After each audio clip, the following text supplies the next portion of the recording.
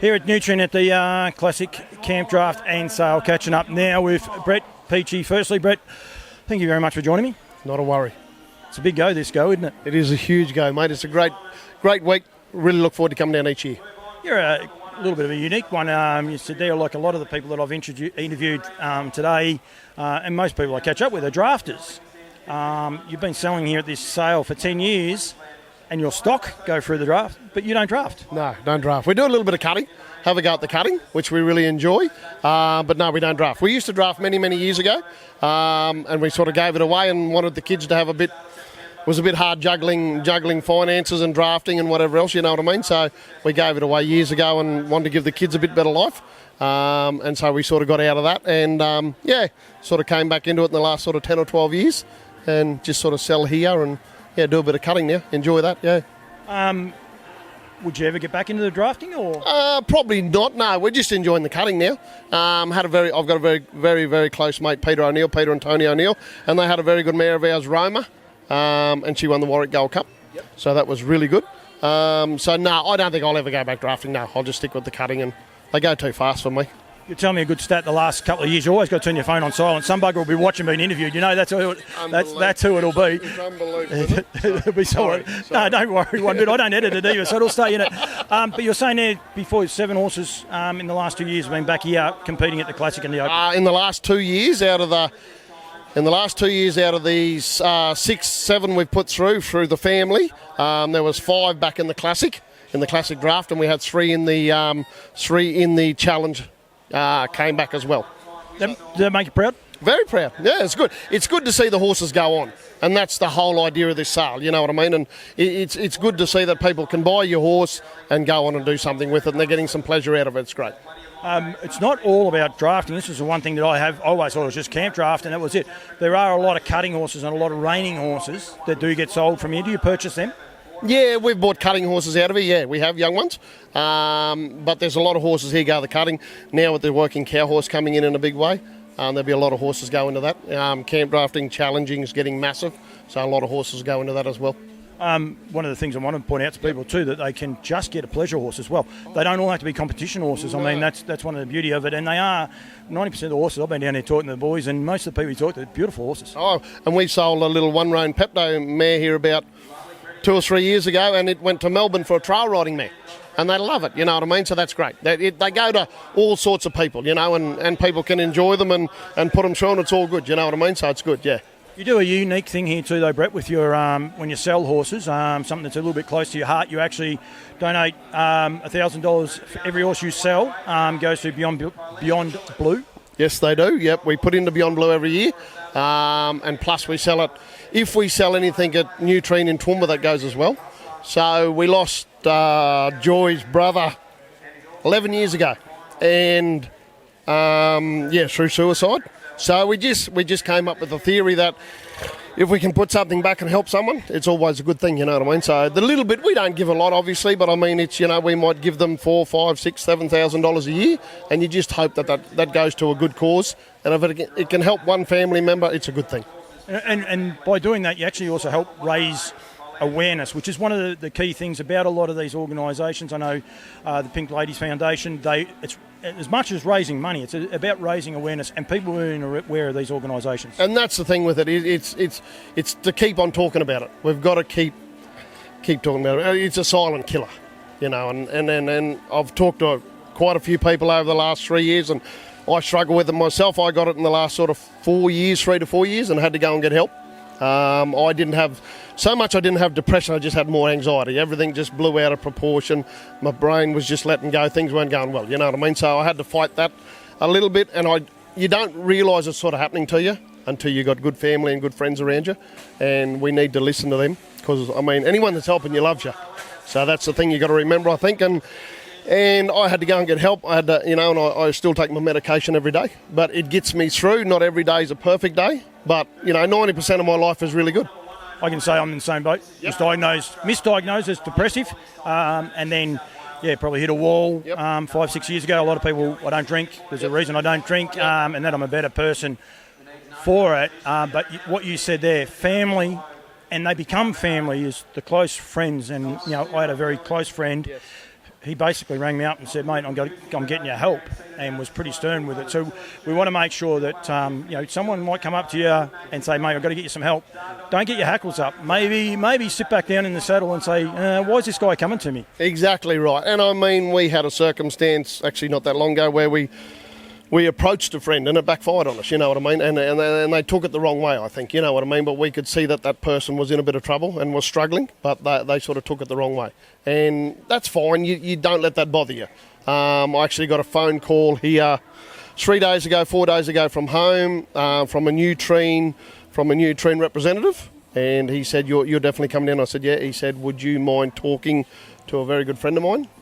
This very good friend's really struggling. He said, would you mind if he come and saw you and had a yarn to you? And I said, not a worry in the world. I said, I'm no psychologist, I'm no doctor, I'm nothing. But I can only help him for what I went through, hopefully put him on the right track to get good help. And there's good people out there, as you know. There are trained professionals in this field that can help you through. And I mean, I know when I went to see the lady that I saw, like I sat in the car park and I was crying and I thought it was the end of the world, you know what I mean? I didn't know what to expect. After I did the first hour with her, it was completely different. I couldn't wait to get back to see her because she simplified everything in my brain. And that made life for me a lot easier, you know what I mean? So you don't ever want to get caught in the sense that you don't think they can help you, because they can help you. It's quite unique what you're saying there. A lot of that just rings so true to me. I left there, I remember leaving one of the sessions and I was like, she's on drugs, she got no idea. And I couldn't wait to get back to see her. That's right, and that's how it is. And that was like for me. Like, as I say, when I had to go there, I just didn't want to go. I didn't. And my beautiful wife Joyce, she said, do you want me to come with you? And I said, no, I'll be fine. And I got in the car park and I didn't want to go. Like, I honestly didn't, and I had to really make myself get into the office, you know what I mean? And once I got in there, and she was just the most beautiful person, and we just sat and had a yarn. And that's all it's about. It's just sitting, talking, finding out what's going on, why this is happening, and just different things that trigger things. And there are so many little factors that add up to the big factor. And that's the thing with it. Like, there are little things you'll go through in life that you don't recognise as doing damage. And then it's not until you get, like, I'm 52 now, whatever I am, and, you know, from probably up to 45-year-old, I thought, why are people on medication? Why are they on it? Like, what's wrong with people? And it's not then until I got to probably, 47, 48, 49, when things started happening, then it happens to you. It's helped you, and it made you enjoy life so much better? Well, it just settles you down. And that's the thing with it. They teach you how to control a situation. And look at things differently, you know what I mean? And like I said, not every day is perfect. No, I don't think any day is perfect in anyone's life, but not every day is perfect. Obviously, you'll have your ups and your downs, and she said that for the rest of your life, when you've got like a little bit of a mental illness or whatever you got, you'll have ebbs and flows, you know what I mean? But you can get through it. You can get through it. And I can ring Pete and Tone, I can ring Jason, Rach, Joy, Jono, Cordo, my kids or whatever, and I've got my mum and dad, I've got a very, very good family base around me and very, very good close friends, and that gets you through. It does. I reckon one of the two greatest words I've ever, or it might be three words, are you okay? Yeah. I think always ask, don't be scared to ask, and I have plenty of people, and sometimes when they ask you, just, again, sit down in the saddle and say, why are they asking me? Exactly, and I always try to come up with an analogy to sort of diagnose mental illness. And I said to Joy, I come up with rat. There's something we don't like, and they talk about a black rat and black dog and everything else. And I come up with the word rat in the sense you've got to, first of all, recognise you've got a problem. Once you recognise it, then you've got to ask for help. Once you ask for help, then you've got to do a hell of a lot of talking. So that's the word I come up with, rat. Just recognise, ask, and talk. I might use that. Yeah, and I mean, that's just something I come up with, you know what I mean? And it was just a little analogy that I can help fellas with. And, if you can recognise you've got a problem, or your family recognise you've got a problem, like you're saying, don't pull against them, listen to them. You mightn't think you've got a problem, but they're saying it because they love you. That's the biggest thing. Once you know you've recognised it, ask for a bit of help, for God's sake. Plenty of good people out there. Once you ask for help, just sit down and talk. Talk to your mates, talk to your mum and dad, your brother, your sister. I heard a very good interview the other day in America, and it was a late night host, and he was talking to Keanu Reeves, that actor, the bloke in Speed and whatever, and he said to this Keanu Reeves, he said, what do you believe happens when we die? And I thought, well, this is going to be an interesting answer. And he said, the people who love us will miss us. He's a cool dude, though, Blake. He's a great story. I encourage people to go and watch a few more about Keno because he doesn't live the high life either. No, he doesn't. And it was just a great analogy, and I mean, because when you're going through it, you know, if it gets to you really badly, you can't see anything else around it, as you know, and as friends of yours would have known.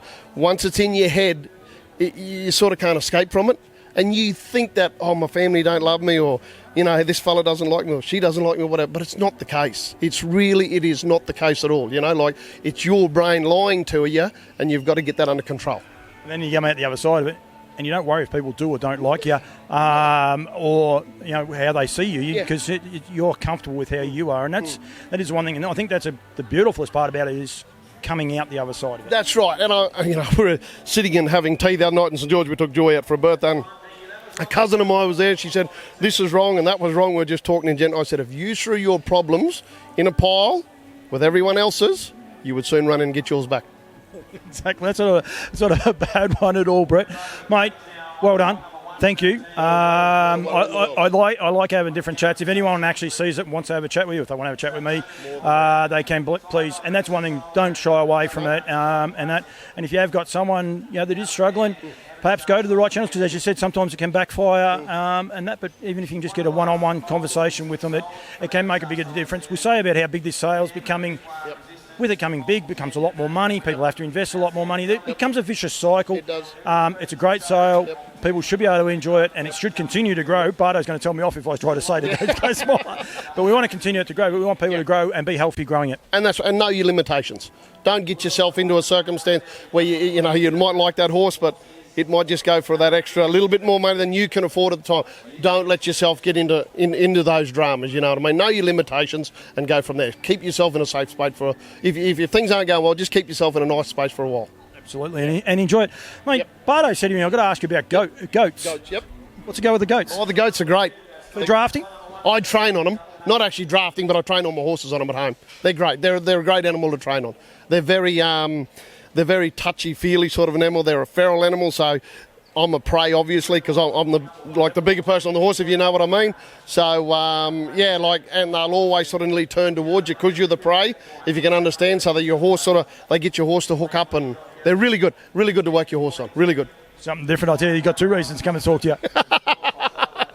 It's all good. Thank you very much, Brett. Good luck. Have a good sale. Maybe put your hand up, maybe not. But thank you very much for giving me some time. And as I said, touch base. Go and see Beyond Blue. Yes. There's plenty of organisations there to reach out to all of those. But Thanks for giving me 5 minutes, mate. Not a worry in the world. Thank you very much.